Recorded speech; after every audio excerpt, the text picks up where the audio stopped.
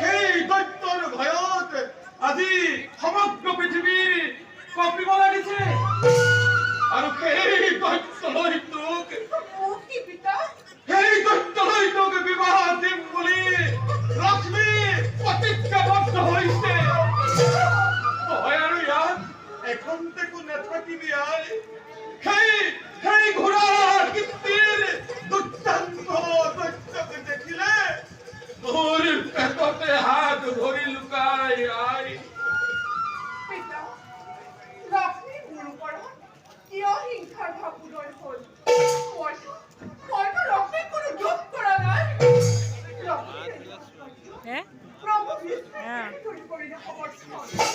প্ৰভু বিষ্ণুৱে এইবোৰ একো গমকে নাপায় আমি তিনিও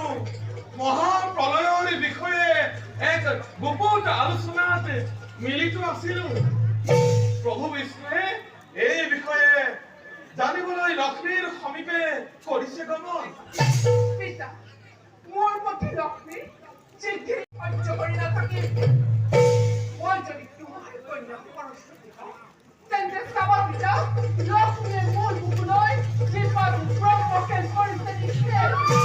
এই ব্ৰহ্মকেল মই পুনৰ লক্ষ্মী বুকুলৈ ঘূৰাই পঠাম তেতিয়াই লক্ষ্মী বুজিব এই পৃথিৱীত লক্ষ্মী শ্ৰেষ্ঠ এই সৰস্বতী শ্ৰেষ্ঠ নাই আই এইবোৰ কৰিবলৈ সময় নাই দৈত্যই তোক বিবাহ কৰাৰ লগে লগে মোৰ সমস্ত জ্ঞান ভাণ্ডাৰো হৰণ কৰিব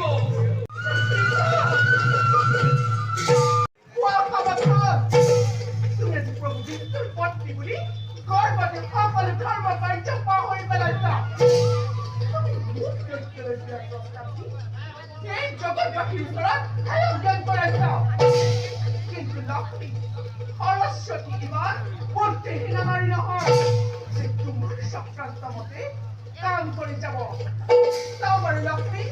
তুমি মোক সেই দৈত্যলৈ কেনেকৈ বিয়া দিয়া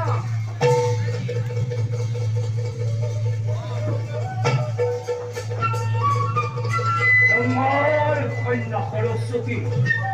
কোন দৈত্যৰ ৰাণী কৰিব লাগিব মোৰ এই অৰ্থাংগিনী ক'ত সৰস্বতী সৰস্বতী সৰস্বতী সৰস্বতী কোন কয় উচিত নাৰী হয় যখিনীৰে পুতুলি এই হয় দৈত্যৰ আগত পুতুলো মায়া নচলিব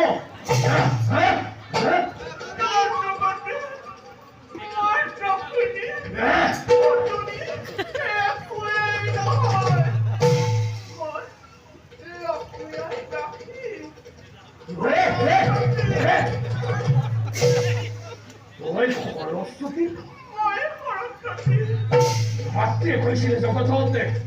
তয়েই সুন্দৰী তেনেস্থলত তই সৰস্বতী মোৰ বিশ্বাস নহয় নাই মোৰ বিশ্বাস নহয়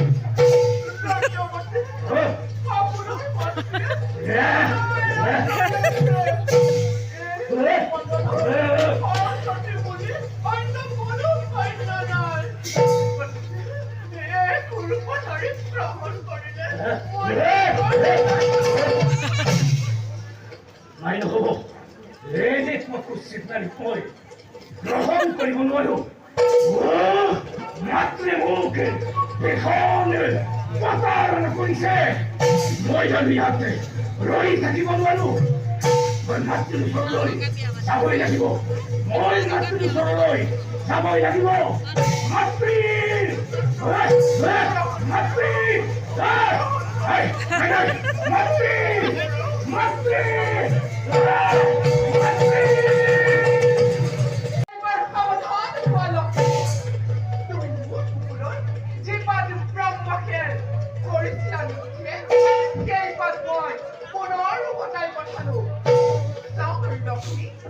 এইবাৰ তোমাক কোনে ৰক্ষা কৰে